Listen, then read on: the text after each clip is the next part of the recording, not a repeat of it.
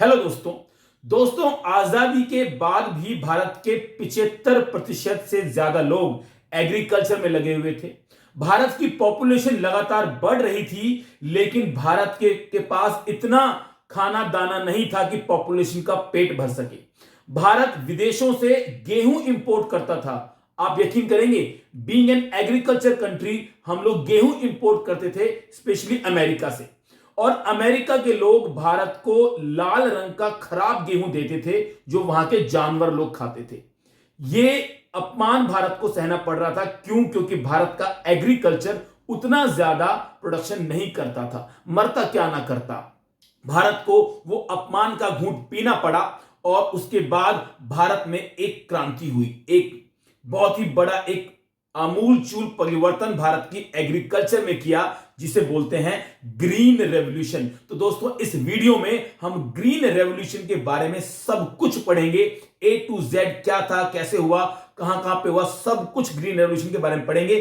Chapter का नाम है इंडियन इकोनॉमी 1950 से 1990 और हम एग्रीकल्चर इसमें कर रहे हैं। तो पहले चैप्टर का नाम लिख देते हैं। तो चैप्टर है इंडियन इकोनॉमी 1950 से 1990 और एग्रीकल्चर हम कर रहे हैं। ठीक है जी। और आज का जो हमारा टॉपिक है वो है ग्रीन रेवोल्यूशन। देखिए, ग्रीन रेवोल्यूशन को टेक्निकल रिफॉर्म्स भी कहा जाता है। तो यहां लिख देते हैं हम green revolution slash technical reforms.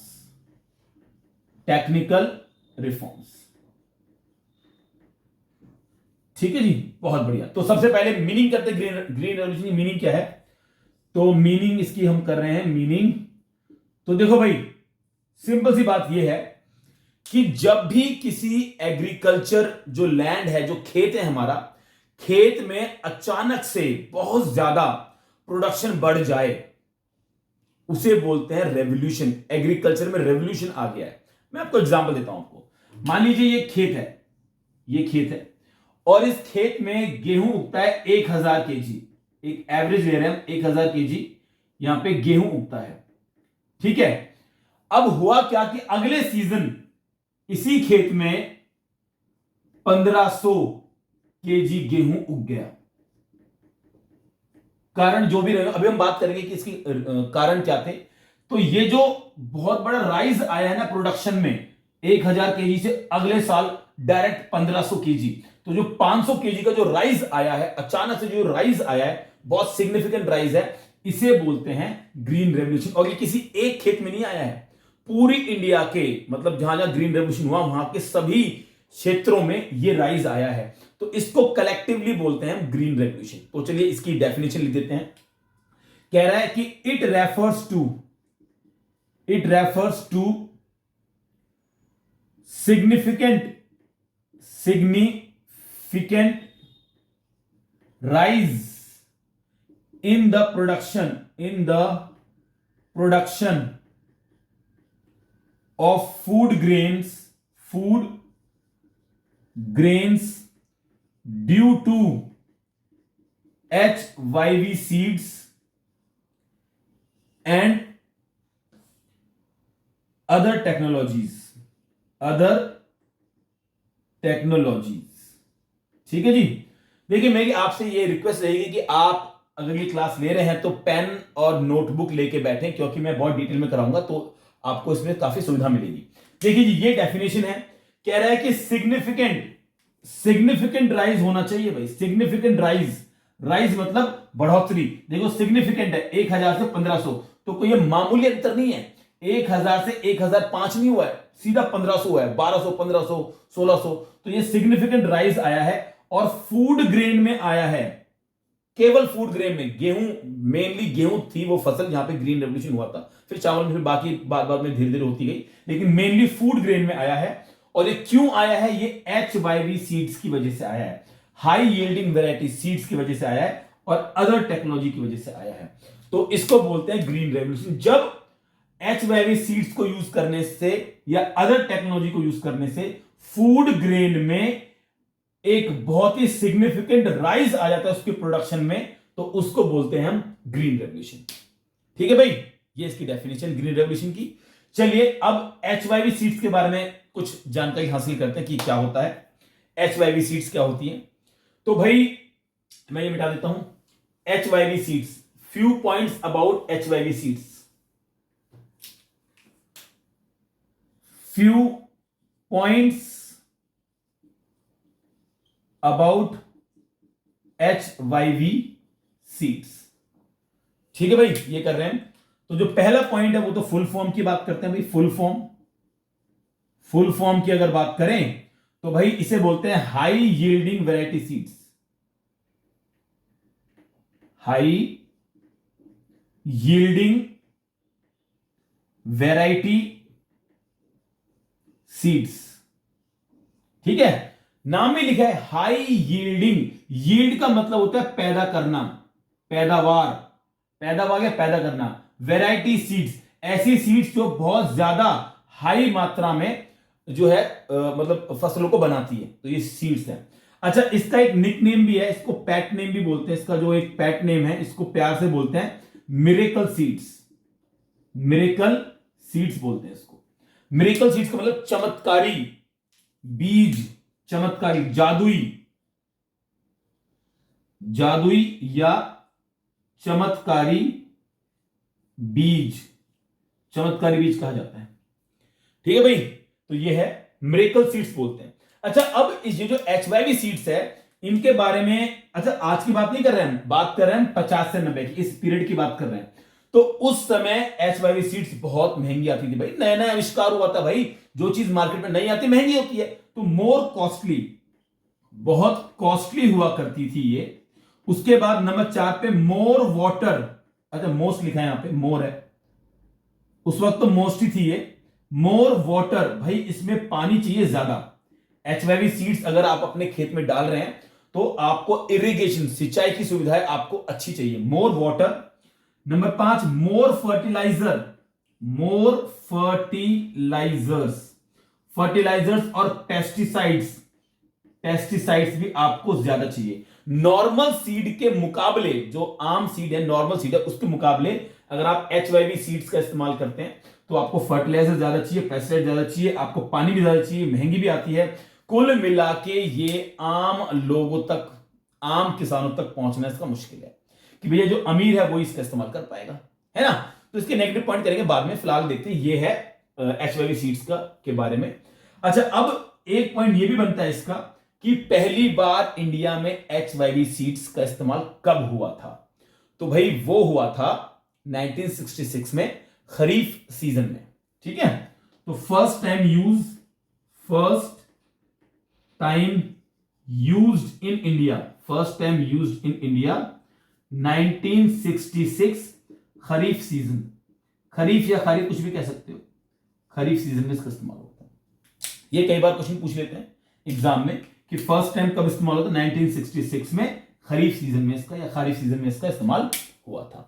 तो भाई ये है HYV सीड्स के बारे में कुछ पॉइंट्स। अब हम ग्रीन रेवोल्यूशन के बारे में कुछ पॉइंट्स करेंगे, आप चाहें तो उसको लिख सकते हैं, वीडियो पॉज करके भी लिख सकते हैं।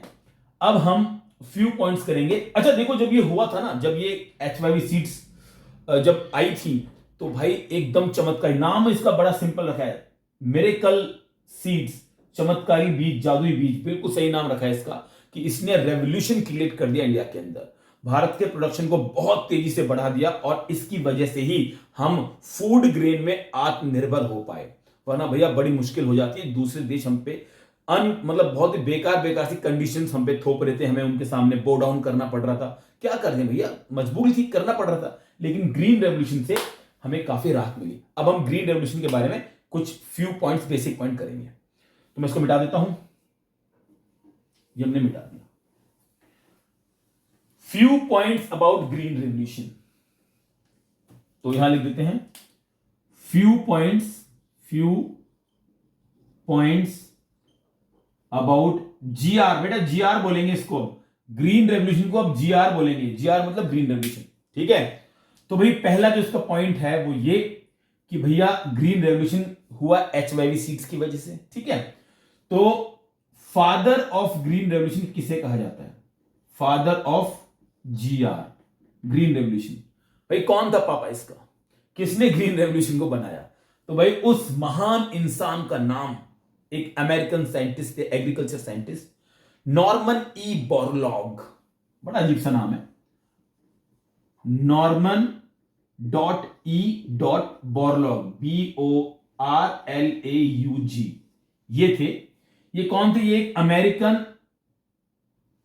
अमेरिकन एग्रीकल्चर साइंटिस्ट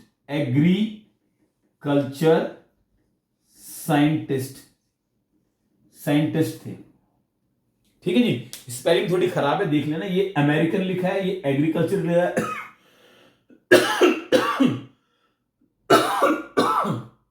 सॉरी, क्षमा चाहता हूं आपसे।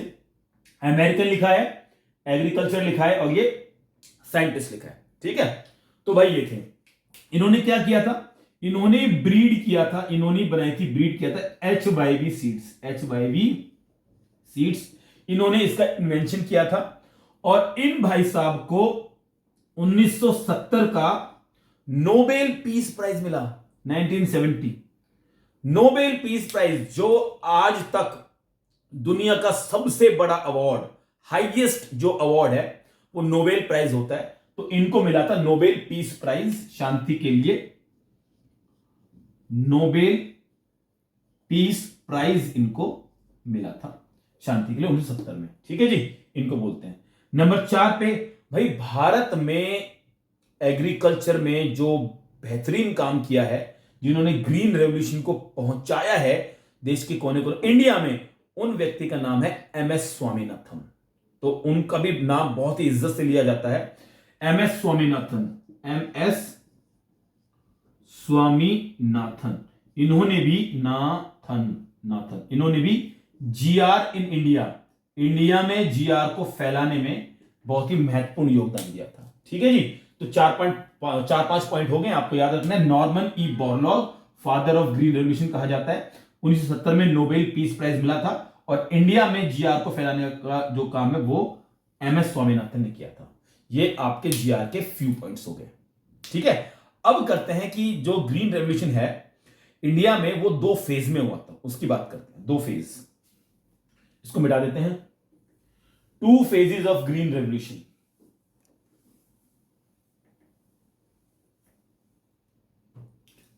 Two phases of GR, green revolution के 2 फेजेस की बात करें भाई। तो भाई देखो, जो पहला फेज था ग्रीन रेवोल्यूशन का, वो था, फर्स्ट फेज लिख देते हैं, वो है मिड 1960 टू मिड 1970। ठीक है भाई, मिड की बात कर रहे हैं, मिड 1960 टू मिड 1970। जाहिर सी बात है कि इस फेज के अंदर ग्रीन रेवोल्यूशन केवल कुछ ही राज्यों तक पहुंच पाया था, जैसे फ्यू स्टेट्स तक ही वो पहुंच पाया था। जैसे पंजाब में पहुंचा था, पंजाब को जाने जाता है एग्रीकल्चर के लिए, तो पंजाब में पहुंच पाया। उसके अलावा आंध्र प्रदेश में, साउथ में आंध्र प्रदेश में पहुंच पाया, और तमिलनाडु में पहुंच, एक्सेट्रा, इन 2-4 राज्यों में ही पहुंच पाया था। और जो क्रॉप थी वो ओनली वीट ग्रोइंग एरिया, जहां पे गेहूं उगते थे, वीट ग्रोइंग एरिया में ही हो पाया था। समझ रहे हो बात? समझ रहे हो? केवल वीट ग्रोइंग एरिया, बस जहां जहां पे वीट होता है वहीं पे हो पाया था। प्राइमरीली, मतलब इसकी आलोचना भी है, ग्रीन रेवोल्यूशन की आलोचना भी है कि सभी फसलों में नहीं हो पाया, ये वीट में हो पाया।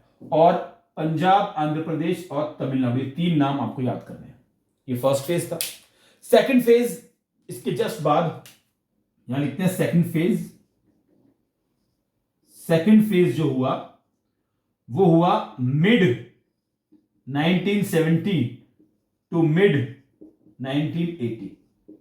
ये सेकंड फेज था। और जाहिर सी बात है कि भाई सेकंड फेज के अंदर मोर स्टेट्स और मोर क्रॉप होगी, तो बस ये लिखना पड़ेगा इसके अंदर, more states and more crop. More states, Bharat के और स्टेट्स आगे थे, और मोर क्रॉप भी और आगे थी। बस इतनी सी बात है। 2 फेज में हुआ ग्रीन रेवोल्यूशन, सिंपल सी बात है। ठीक है जी, चलिए आगे चलते हैं। अब करते हैं ग्रीन रेवोल्यूशन के बारे में करते हैं एक पेस्ट अटैक, मतलब रिस्क ऑफ ग्रीन रेवोल्यूशन। इसके काफी रिस्क भी थे, इसके बारे में पढ़ाई करते हैं। तो इसको मिटा देते हैं। रिस्क ऑफ जीआर, ठीक है, ये पॉइंट बनेगा हमारा।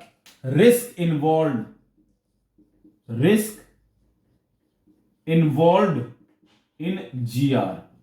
जीआर में क्या क्या रिस्क इन्वॉल्व था, इसके बारे में चर्चा करते हैं। कि भैया देखो, एक तो रिस्क था रिस्क ऑफ पेस्ट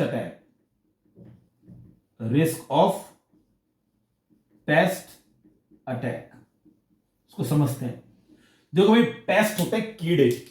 पेस्ट का मतलब कीड़े होते हैं, कीड़े जो फसल को बर्बाद कर देते हैं, है ना। देखो भाई, इसमें यह है कि देखो पेस्ट अटैक, ये जो HYV सीड से जो फसल बनती थी ना, उनमें कीड़े लगने की सबसे ज्यादा संभावना होती थी, बहुत ख्याल रखना पड़ता था। और एक बार अगर कीड़ा लग गया तो भैया बड़ी मेहनत करनी पड़ेगी उसको बचाने के लिए। तो काफी सारे पेस्ट अटैक होने का बहुत बड़ा खतरा रहता था। इसके लिए सरकार ने क्या किया, सरकार ने इसके लिए रिसर्च इंस्टीट्यूशंस बनाए। सरकार ने बनाए। क्यों बनाए ये इंस्टीट्यूशंस, लिखा है रिसर्च इंस्टीट्यूशन, ताकि हम पता कर सके कि भैया ऐसा हम क्या करें सीड्स के अंदर जिससे कि पेस्ट अटैक का खतरा कम हो जाए। तो सरकार ने मेहनत तो किया यहां पे है। एक था रिस्क ऑफ इनकम इनइक्वालिटी, ये तो भाई बहुत बड़ा रिस्क है। रिस्क ऑफ इनकम इनइक्वालिटी, ये तो भाई है इनकम इनइक्वालिटी। भाई अभी हमने किया है कि HYV सीड्स बहुत महंगी आती थी, बहुत कॉस्टली थी, पानी ज्यादा लग रहा है भैया, इरिगेशन ज्यादा लग रही है, पेस्टिसाइड्स फर्टिलाइजर्स ज्यादा लग रहे हैं। तो भैया आम इंसान तो ले नहीं पाएगा, आम किसान कहां ले पाएगा इनको। तो अमीर किसान और अमीर हो जाएगा, गरीब किसान और गरीब हो जाएगा, इनके बीच में गैप बहुत ज्यादा बढ़ जाएगा। अमीर किसान और गरीब किसान के बीच में खाई बन जाएगी, इनकम इनइक्वालिटी आ जाएगी देश के अंदर। यह भी एक बड़ा खतरा था।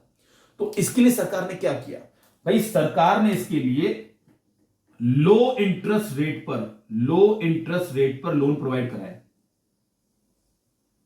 इंटरेस्ट, ओहो क्या लिख रहा हूं मैं भी, क्या हो गया मेरे को। लो इंटरेस्ट रेट पर लोन सरकार ने प्रोवाइड कराया, और जरूरत पड़ने पर सरकार ने सब्सिडीज भी दी कि भैया तुम लोग सब्सिडीज भी लो, लो इंटरेस्ट रेट पर आपको लोन मिल जाएगा, बस HYV सीड्स का इस्तेमाल करो, देश की तरक्की में अपना योगदान दो। ठीक है जी। तो ये दो जो है रिस्क इन्वॉल्व इन जीआर। ठीक है जी। अब आगे चलते हैं। अगला जो पॉइंट है इसका वो है कि भैया जीआर से, ग्रीन रेवोल्यूशन से कुछ फायदा भी हुआ नहीं हुआ, कुछ बेनिफिट हुए देश को नहीं हुए, तो उसके बारे में चर्चा करते हैं। तो बेनिफिट्स ऑफ ग्रीन रेवोल्यूशन कर रहे हैं हम लोग। अब benefits of green revolution red से लिखते हैं। बेनिफिट्स ऑफ जीआर से क्या क्या बेनिफिट हुआ देश को, इसके बारे में चर्चा करते हैं। तो भाई जो पहला बेनिफिट ये था वो था marketable surplus.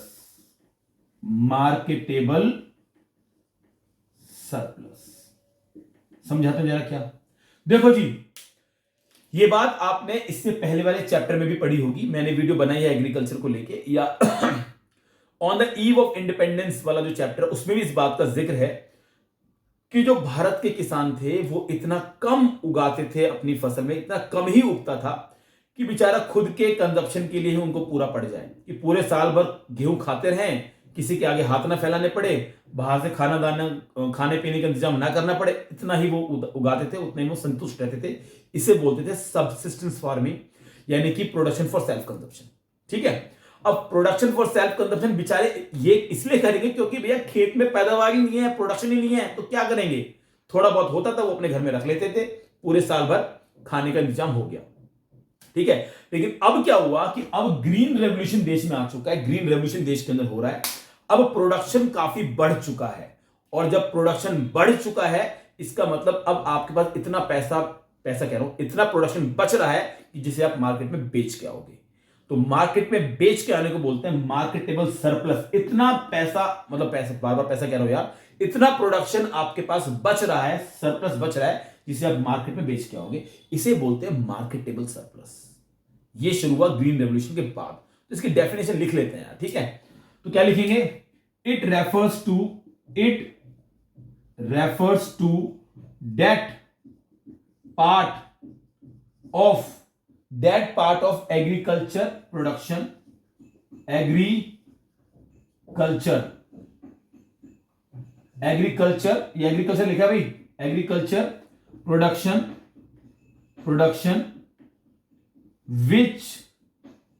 which is sold in market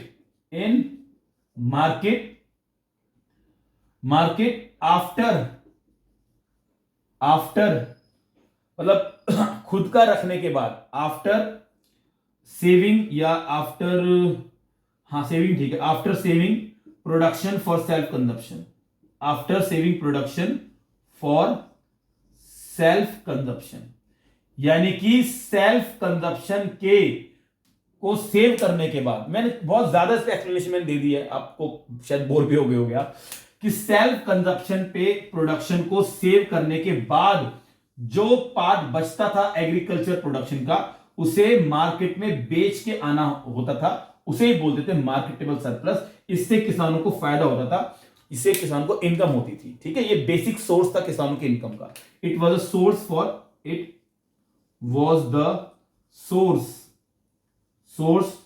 for farmers earning, ये अर्निंग का फार्मर का सोर्स था, सोर्स फॉर फार्मर्स अर्निंग। ठीक है भाई, तो ये किसकी वजह से पॉसिबल हो पाया? It is all possible because of GR. ठीक है जी, it was possible because of GR. तो लिख देते हैं it was possible because of green revolution, GR. तो भैया पहला फायदा ये था। अब दूसरे फायदे की बात करते हैं, तो इसको मिटाना पड़ेगा भाई, हैं, क्योंकि ये काफी बड़ा मैंने यहां लिख दिया है, इसको मिटा देते हैं। पहला फायदा हो चुका है मार्केटेबल सरप्लस। दूसरा है बफर स्टॉक। अब ये बफर स्टॉक क्या है भाई, इसके बारे में चर्चा करते हैं। दूसरा पॉइंट है बफर स्टॉक।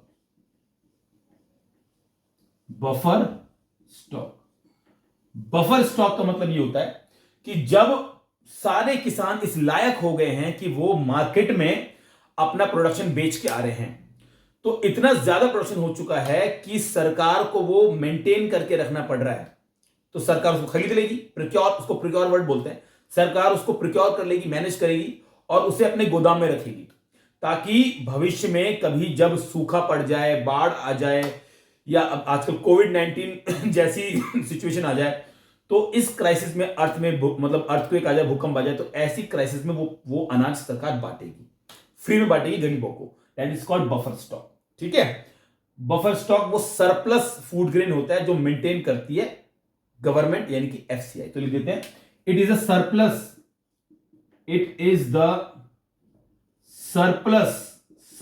फूड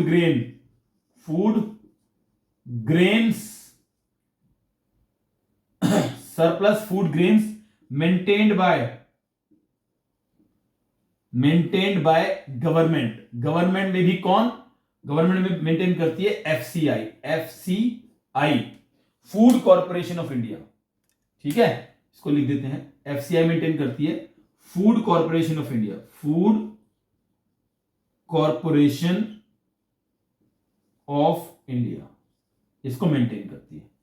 किसको? बफर स्टॉक को। और बफर स्टॉक का it is used in the time of crisis, it is used in the time of crisis. देश के अंदर कुछ क्राइसिस आ जाए, ठीक है, यहां पे ये मेंटेन्ड लिखा है, मेंटेन्ड प्रिक्योर। ठीक है, कौन? ये is used in the time of crisis. Crisis आ जाएगा देश के अंदर, जैसे फॉर एग्जांपल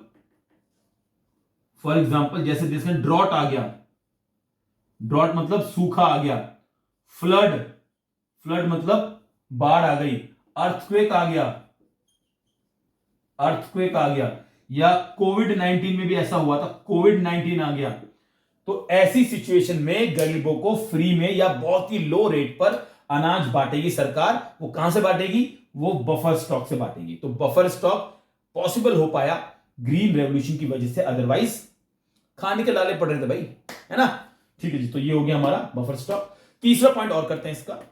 तीसरा जो इसका पॉइंट है उसे बोलते हैं हम benefit to low income group. इसको और थोड़ा समझा देते हैं आपको। तीसरा पॉइंट है इसका,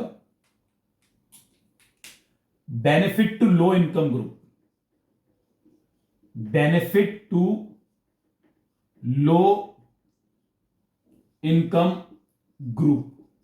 ठीक है जी। देखो जी, एक बात आपको समझनी पड़ेगी कि ग्रीन रेवोल्यूशन किस में हुआ था? वीट में हुआ था, मतलब गेहूं में हुआ था। ठीक है, मेनली गेहूं में ही था।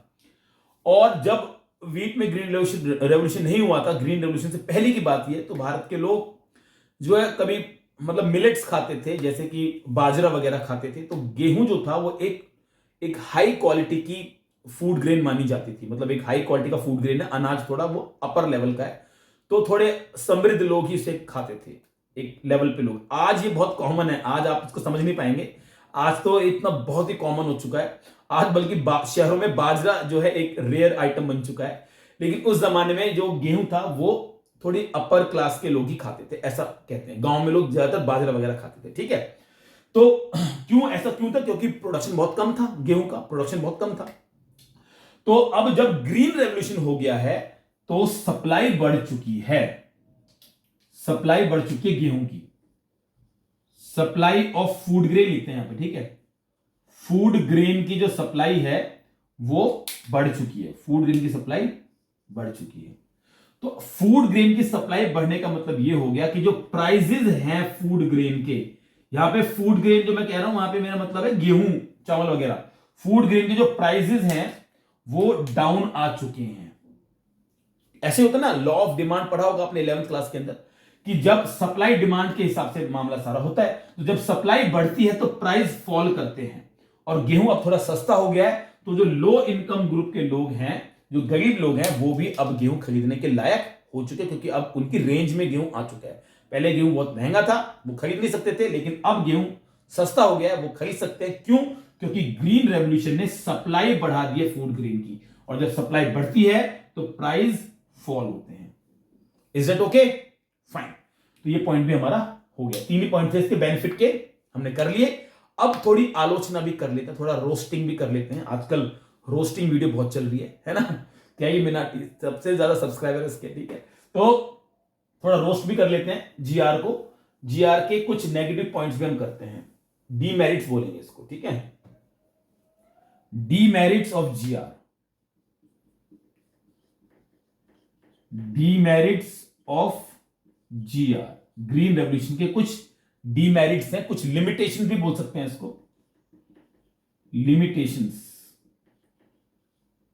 ठीक है, देखो भाई, लिमिटेशन हर चीज की होती है, हर अच्छे काम की कुछ ना कुछ कमियां रह ही जाती हैं। पर्सपेक्टिव अलग है, देखने का नजरिया अलग है। ग्रीन रेवोल्यूशन नहीं होता तो बहुत बुरी स्थिति हमारे यहां हो ही जाती है, पर ये हो गया है तो हम कुछ बेटर स्थिति में आ गए हैं। उस वक्त की बात करें, आज तो हम बहुत अच्छी स्थिति में हैं, कुछ बेटर स्थिति में आए, लेकिन फिर भी आलोचना इसकी हो सकती है। किसी भी इंसान की आलोचना हो सकती है। आप मेरी बहुत सारी आलोचना कर सकते हो, कमेंट बॉक्स में करके बताना कि आपको इस वीडियो में क्या चीज अच्छी नहीं लगी। ठीक है जी, तो चलिए लिमिटेशन करते हैं। पहली लिमिटेशन ये थी कि ये लिमिटेड एरिया में हुआ था, लिमिटेड एरिया। देखो भाई, पैन इंडिया कॉन्सेप्ट नहीं था, पूरी इंडिया में नहीं हुआ, समान रूप से नहीं हुआ। कुछ कुछ जगह जहां पे एग्रीकल्चर बहुत ज्यादा, सॉरी, जहां पे इरिगेशन सिंचाई की सुविधा थी वहां पे हुआ। तो मेनली कहां कहां पे हुआ भाई? देखो, पंजाब हो गया, पंजाब हो गया, ठीक है, और कुछ पार्ट राजस्थान का हो गया, राजस्थान का हो गया, वेस्टर्न यूपी हो गया, वेस्टर्न यूपी हो गया। साउथ में अगर देखें तो आंध्र प्रदेश, तमिलनाडु, आंध्रा हो गया, आंध्र प्रदेश है, ठीक है, आंध्र प्रदेश हो गया, टीएन तमिलनाडु हो गया, तमिलनाडु एक्सेट्रा। मतलब पूरी इंडिया में नहीं हो पाया, सिर्फ उन्हीं जगह हुआ जहां पे इरिगेशन सिंचाई की सुविधा अच्छी थी। ठीक है, लिमिटेड एरिया इसका पॉइंट है। दूसरा जो पॉइंट है वो है लिमिटेड क्रॉप। ये भी इसकी आलोचना है कि भैया केवल वीट ग्रोइंग एरिया में हो पाया, only in wheat growing area, wheat growing area, केवल वीट ग्रोइंग एरिया में हो पाया, जहां पे वीट उगती थी, जहां पे गेहूं उगता था वहीं पे हो पाया, बाकी जगह थोड़ा बहुत राइस वगैरह में हुआ, लेकिन उतना मतलब नहीं था। मेन तो व्हीट के लिए ही था। लिमिटेड एरिया, लिमिटेड क्रॉप हो गई। और तीसरा पॉइंट बनता है इसका लिमिटेड पॉपुलेशन। लिमिटेड पॉपुलेशन या फार्मर्स ही यूज करेंगे, पॉपुलेशन वर्ड ठीक नहीं है। लिमिटेड फार्मर्स, ठीक है। अब ये लिमिटेड फार्मर्स का मतलब ये है कि सारे फार्मर्स इसका फायदा नहीं उठा पाए। इसका फायदा केवल रिच फार्मर्स उठा पाए, क्योंकि उनके पास पैसा था भाई। HYV सीड्स उस वक्त बहुत महंगी थी, फर्टिलाइजर्स बहुत महंगे थे, गवर्नमेंट सब्सिडी देती थी लेकिन बहुत ज्यादा सब्सिडी थी नहीं, तो अमीर किसान इसका फायदा उठा पाते थे, इसलिए लिमिटेड फार्मर्स तक इसका फायदा पहुंचा। तो only to rich farmers, only to rich farmers, ठीक है। रिच फार्मर्स तक इसका फायदा पहुंच पाया। तो ये 3 पॉइंट हो गए। एक पॉइंट और कर लेते हैं जल्दी सी, नंबर 4 पे यहां कर लेते हैं। देखो समाज 2 हिस्सों में बट गया, ठीक है। तो सोशल कॉन्फ्लिक्ट एक वर्ड यूज करूंगा मैं इसके लिए। सोशल कॉन्फ्लिक्ट एक वर्ड मैंने यूज किया है। देखो अगर आप चाहें तो ये 3 पॉइंट लिख देंगे, इनसे भी काम चल जाएगा। 3 पॉइंट बहुत अच्छे पॉइंट है, लेकिन ये सोशल कॉन्फ्लिक्ट पॉइंट इसी से ड्राइव हुआ है कि देखो देश के अंदर 2 क्लास बन चुकी है, रिच फार्मर्स और पुअर फार्मर, है ना। रिच फार्मर्स और पुअर फार्मर्स, शायद दिख रहा है वो, हाँ ठीक है जी। तो ये 2 क्लास बन चुकी है। इन 2 क्लास के बीच में टकराव की स्थिति उत्पन्न हो गई है। गांव में भी देखा होगा आपने कि जो अमीर किसान होते हैं वो थोड़ा सा एक एटीट्यूड उनके अंदर आ जाता है ना, भाई अच्छा खासा उन्होंने अर्न कर लिया है ग्रीन रेवोल्यूशन की हेल्प से, गाड़ी वाड़ी हो चुकी है, ठीक है, बैंक बैलेंस बढ़ चुका है, अच्छे कपड़े पहनते हैं। पुअर किसान है बेचारे, छोटे खेत हैं, वो HYV सीड्स का फायदा नहीं ले पाए, तो उनके बीच में एक रिफ्ट पैदा हो जाती है। रिफ्ट, एक मनमुटाव पैदा हो जाता है, जिसकी वजह से सामाजिक कॉन्फ्लिक्ट होता है ना जी। ये भी एक सामाजिक पहलू है GR का, ठीक है भाई। तो भाई ये 1 2 3 4 इसके हमने डिमेरिट्स कर लिए हैं भाई। मेरे हिसाब से यहां पे ये चैप्टर खत्म हो चुका है। अगर इसके अलावा आपको कुछ ग्रीन रेवोल्यूशन में कुछ भी पूछना है अगर आपको, तो कमेंट बॉक्स में आप पूछ सकते हैं मुझसे, ठीक है जी। वीडियो अगर आपको अच्छी लगी है तो भैया थैंक यू सो मच, आपने यहां तक वीडियो देखी है, लाइक कर देना भाई। चैनल पे नए हैं तो सब्सक्राइब कर देना। अगर आपके किसी दोस्त को इस वीडियो की जरूरत है, आपको ऐसा लगता है, तो शेयर करने में संकोच मत करना, कर देना यार, ठीक है। ओके, तो आज की वीडियो में इतना ही। नेक्स्ट वीडियो में आपसे मुलाकात होगी। थैंक यू सो मच, नमस्ते।